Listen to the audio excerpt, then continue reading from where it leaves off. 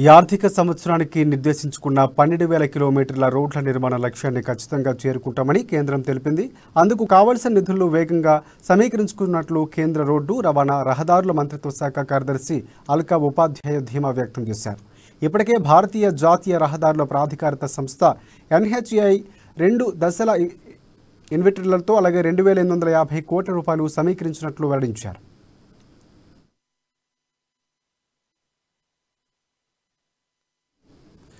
రుతుపవనాల నిష్క్రమణ ఆలస్యంతో జాతీయ రహదారుల నిర్మాణ వేగం కొంత తగ్గిందని, కానీ లక్ష్యానికి అనుగుణంగా నిర్మాణ ప్రక్రియను ప్రస్తుతం వేగవంతం చేస్తామని పేర్కొన్నారు.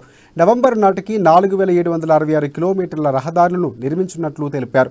2019-20లో 10,237 కిలోమీటర్లు, 2020-21లో 13,327 కిలోమీటర్లు, 2021-22లో 10,457 కిలోమీటర్ల రోడ్లను నిర్మించినట్లు వెల్లడించారు. రోడ్ల నిర్మాణానికి బడ్జెట్లో కేటాయించిన అన్ని నిధుల్ని వినియోగించుకుంటామని తెలిపారు.